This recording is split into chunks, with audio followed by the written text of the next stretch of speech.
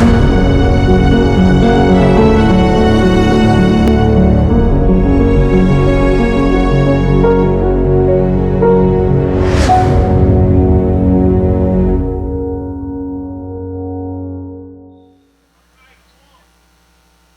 guys ready to rally? I'm Coach Craig, and it is great to have you here this morning. We're going to have some fun this morning. Are you ready? I've never seen. We are going to whip you parents into shape this morning. We're talking about parenting. We got to do this right. How many of you guys have had coaches? How many of you have been a coach before? Anybody been a coach? You know, we've got to coach our kids in the way that they should go. Sometimes we got to coach our parents, right? Teenagers, we got to coach them a little bit. And it's not easy. It's not easy. So we're talking about something that's so pivotal. I mean, we have parents and we have coaches in football and coaches in tennis and coaches in baseball and coaches in swimming and all kinds of different things. But this is even more important because we're talking about coaching for life and for faith. And it's really hard because this is us. And these are our kids. And a lot of times they're younger, smarter, and faster, and maybe outnumber us on occasion, right? So it makes it difficult. I mean, parents, you don't even know how to send a tweet. Am I right? You don't even know what Instagram is. All these things that our kids are involved in, we just have simply no clue. And you know, this really applies to everybody. Because you may be a great-grandparent or a grandparent or a parent of adult children or a parent of teenagers or a parent of young children. You may be a single mom or a young married couple or an old married couple like Trish and I or thinking about starting a family. Or even if you're a single, you have parents, right? So even if you have parents, this relates to you as well. And how do you relate with parents? And we talked last week about mutual submission and how that applies. And it was a general principle that makes relationships work. It makes relationships work in a business office. It makes relationship work in a community. And it certainly makes relationships work in a family. And so he takes this general principle and then he applies it to each different segment of an immediate family. And if we were going to summarize this whole series, it would look like this. Husbands, love your wives and be considerate. How many wives would think that's a good idea? Wives, respect your husbands. Children, honor and obey your parents. And parents, do not exasperate your children. In summary, that's this whole series. So you could just wrap it up. You could skip the next 2 weeks, not come back. But the problem is it's really kind of simple to summarize. It's very, very hard to apply and work out in our life oftentimes, isn't it? And so it's something that requires us to just unpack this whole principle and take a look at it and see how it works in real life. And this morning we're talking about bringing up great children. And this is kind of a coaching forum, right? Because I'm a coach and you're a coach and we're trying to help each other be better coaches of one another. You know, I had a coach in middle school football. His name was Coach Hodges. And his answer to everything was run the mile. Everything. Hi, Coach. How you doing this morning? Cunningham, run the mile. You know, and Coach, I was wondering about a three-point stance. Cunningham, run the mile. You know, pretty soon we learned you don't ask the coach anything. You know, just let him do his thing because otherwise you're going to be running 10 miles a day. But this is critical that we get this right and that we learn to be better coaches. And I'm going to walk through just a few things that are going to help us do this. But let's read kind of our scriptural principle for today, how Paul applies this principle of mutual submission into a parent-child type of relationship. So it's found in Ephesians chapter 6, verses 1 through 4. You can look it up on your electric Bible, or if you've got your actual Bible here, you can look it up, or it's on the screen. It's even on the notes. You can take a look and read along with me. But it says this: Children, obey your parents in the Lord, for this is right. Honor your father and your mother, which is the first commandment with a promise, so that it may go well with you and that you may enjoy a long life on earth. I always used to quote that to my kids and I'd say, you know why they say that you would enjoy a long life on earth? Because if you don't honor your mom, you're going to have a very short life. And then it says this in verse 4, one I don't quote as much. Fathers, do not exasperate your children, or other translations say provoke to anger. Instead, bring them up in the training and instruction of the Lord. King James Version says discipline and admonition of the Lord. But it kind of gives us a little bit of a target for how to apply this principle into our parent-child relationships. And then again, this may help you maybe even resolve some things that you have in regards to your relationship with your parents, even if you're an adult here today. But the first thing we need to do is begin with the end in mind. We kind of need to know what is the right way to go and what is the wrong way to go. Proverbs 22 verse 6 says, start children off on the way that they should go, and even when they're old, they will not turn from it. We use this scripture as the foundational principle for our kids' ministries, that we want to teach small children big faith that they'll never leave. That's a huge endeavor, isn't it? And we just think that it is foundational to everything that we do here as a church, that we want to begin while they're young. Because once you learn bad habits, it's pretty tough. I was at a tennis lesson just this last week, and I learned all the bad things that I've been doing in tennis in that lesson.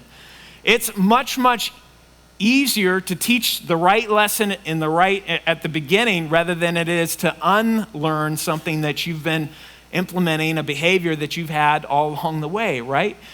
And in the same way, we need to start young and begin rather with the end in mind. Where is it that we're going? And so we established a target. What does this look like? Where do we want our kids ultimately to go, even if it's our adult children? If you're a grandparent or a great-grandparent, where do we want our grandkids to go? Or if we're single here, where do we want the kids as part of our church or part of our community to go? And we need to remember this principle: ready, aim, fire. If I was on an archery, I would draw the bow and the arrow back. Ready, aim, I'd line up with the target, and then I would let go and I would fire. In the same way, we need to think about that as parents, beginning with the end in mind. What do we want our kids to look like as adults? Where do we want our kids to go 5 years from now or 10 years from now? Oftentimes, we don't go through that exhaustive process to think that through. Instead, our parenting is fire, just react because we're so dumbfounded with every situation that comes our way. Then aim, and then we're simply not ready. We're never ready. It's just kind of passing us by, and next thing we know, it's over. We need to really think hard about what do we want our kids to look like in our church even, by the time they graduate high school, by the time they go to college. We need to celebrate their God-given uniqueness. And one of the things that we did as a church, and I just wanted to go through this real quickly to show you a little bit about the strategic thought that we've put into it as a church. We listed out everything that we wanted a high school senior to know by the time they work their way through our children's programs and through our youth programs. What is it that we want them to know? And we put them in categories of our governor values of being generous-hearted and relationally connected and outward focused and worship-centered. And I want to just review them with you real quick because I think these are things that you'd want probably your kids to know or your grandkids to know or your great-grandkids to know. We want them to be generous-hearted by actively volunteering, giving their time away, knowing what it means to budget and operate their finances appropriately, generously giving, regularly giving their time and serving in a local church according to their shape, which is spiritual gifts, heart, ability, personalities, and experiences. We want them to know what their special gifts are, their special talents that God has uniquely given to them. And what does the Bible say about tithing and practice being a regular percentage type of giver? We want them to have all of these skills in place. We wanted them to be relationally connected by having basic life skills, knowing what it means to take a shower every day. And as I'm doing with my kids as they head off to college, I want to teach them how to iron their shirts and wash their clothes. And, you've got to clean that little lint screen in the dryer, otherwise your clothes aren't going to get dry. you go through all of these parenting things, and we want to be a part of partnering with parents as they walk through this. Establishing mentoring relationships so that students are mentoring others as well as being mentored. Wholesome fun, healthy, resilient relationships in family and church and friends and leadership development, life-giving small groups. Did you know that even in our preschool ministry, we're already having kids be in small groups? And in our elementary school ministries, they're in small groups. In our middle school and our senior high ministries, they're all in small groups. As adults, we offer small groups because we don't want to just teach rote memorization of different things. A lot of churches will approach spiritual formation this way. They'll say, these are the 10 commandments, recite them over and over and over and over and over and over again, and we kind of call it good. But then we ask those same kids, why is it important that we do not lie? Why is it important that we seek God first and have no other gods before him? Why is all of these things important that we don't steal? And many times they're simply stumped because we haven't gone the extra process, the extra mile to show them why those things are important and why those things are true for all people in all places in all times. And so we're approaching this as spiritual formation, not just rote memorization. How does it apply to me? Does it work? Is it real? We want them to possess ability to resolve conflicts and disagreements. Most people don't know how to do that in a godly way. We want it to be a safe place to question and even make mistakes. And we start programming around some of these values. Outwardly focused, we want them to be outwardly focused by actively engaging friends and community from a faith perspective, being able to articulate their personal testimony, their story of what God has done inside of them, have an awareness of their own calling and purpose and gifting, have a missions experience by the time they graduate high school, going to a foreign country or getting out of their culture in some way to just minister to people in need, and trained to share their faith. And so all these different qualities we want them to have. And finally, worship-centered. So we want them to be able to lead a Bible study. Not everybody can do that, but that's one of our goals for every high school senior, that they're baptized in water, that they're familiar with Scripture and being able to understand what the Scripture says, that they know why and what they believe, a lifestyle in alignment with biblical values, they're personally committed to Christ, they're spiritually resilient, and they demonstrate their faith even when they're not in our program. A lot of times we've seen teenagers, they're doing great until they graduate high school, and then they go off to college, and they're out from under their parents' roof, and they're out from under their church and some of these accountable relationships, and they just go nuts, and the parents come back and they say, what happened? We thought we were doing it all right. But we want to teach them that resilient faith, even in difficult times, that they anchor to what the Lord is saying, and then finally take personal responsibility for their own spiritual growth. That they have those disciplines in place of being able to pray and read the Bible, and if they've got a question, they know where to find the answers. And so we start to program around these things. We started a focus group in the summertime, and we're doing fine arts here in a couple of weeks on Saturday mornings from 10 to noon. And we're doing all kinds of things to try to instill these qualities into the lives of our teenagers, because we want to begin with the end in mind. And we want to, rather than reacting to situations as they come, we want to respond progressively and proactively in the lives of our kids.